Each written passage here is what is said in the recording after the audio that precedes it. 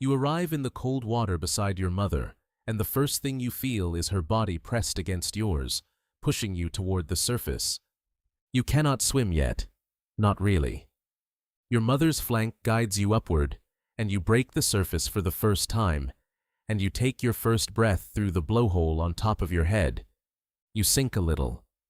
She rises beneath you and lifts you again. This will happen for hours. Your body does not yet know how to keep itself afloat, and so your mother becomes the surface you rest on, again and again, until your muscles learn. You are 1 day old. The pod moves slowly now, matching your pace instead of theirs. An ant swims close on your other side. A cousin, only a few years older, circles wide and returns. This is how it will always be. You are never alone in the water. You nurse on rich, fatty milk, thick as cream, and your body begins to lay down the blubber that will keep you warm in water that never grows warm. You are 2 weeks old, and you have not yet made a sound that means anything. Then, one day, you call out, a thin, uncertain cry, and your mother answers with the same pattern back to you.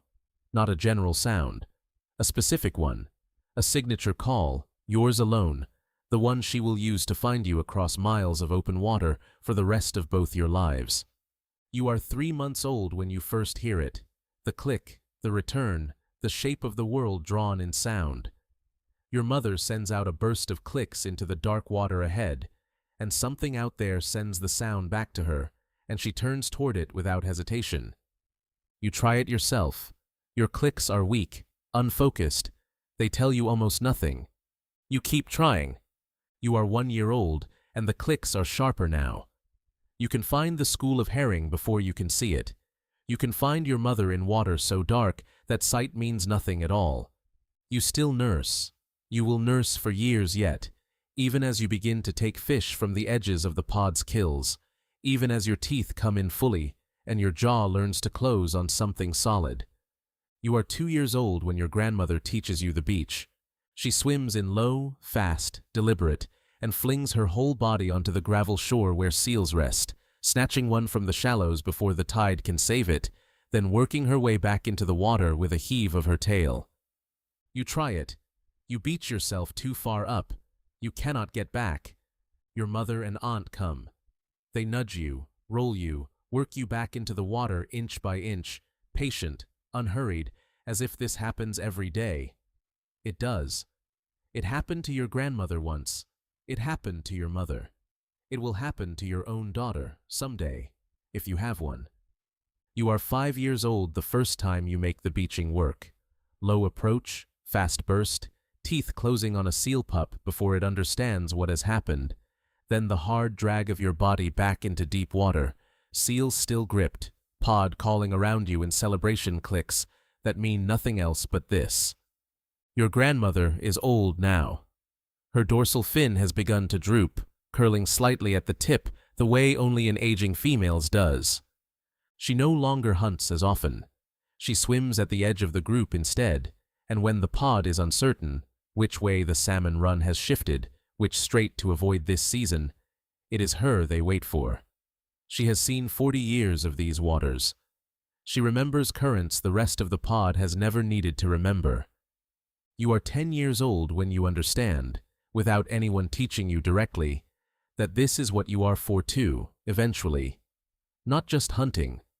Memory. Adolescence changes your body. Your dorsal fin, once a small curved triangle, begins to rise, straight and tall, until it stands higher than any human's height above the waterline. The males around you grow theirs even taller, flat, imposing, unmistakable. You do not leave the pod. Neither will they. This is not how your kind works. You will travel with your mother's family for the whole of your life, through calving and hunting and the slow migrations between feeding grounds, and so will your brothers, who will only ever leave the group's side briefly to mate with females from other pods before returning home to their mother's side. You are 16 years old when you have your first calf. You do for her what was done for you. Hold her up in the current until her lungs learn the rhythm. Answer her thin cry with your own signature call until she trusts the sound of you. Wait at the shallow edge while she fails at the beach 3 times before she succeeds on the 4th. Your grandmother is not there to see it. She died the winter before, old and slow, in water she had swum for 60 years.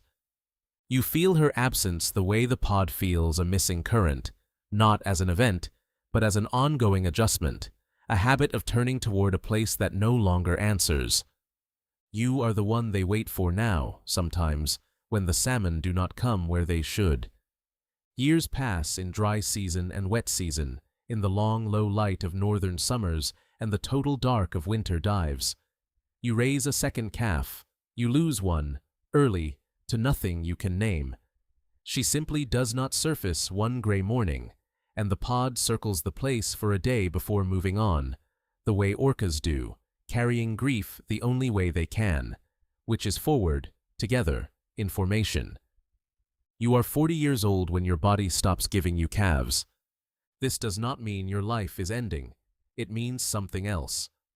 Your years past calving are some of the longest of any hunting animal on Earth, and the pod does not treat them as decline. They swim closer to you now, not farther. Your daughter's calves circle back to your side more often than they circle to hers. You lead the hunts you no longer make the final strike in. You are 60 years old when your body begins, finally, to slow. Your dorsal fin has started its curl. Your dives grow shorter. You surface more often, breathe more times before going under, take longer at the edges of the group instead of at its center. Your daughter beaches herself now the way you once did. Her calf watches from the shallows the way you once watched your grandmother. You are 72 years old on the morning the current does not carry you back up.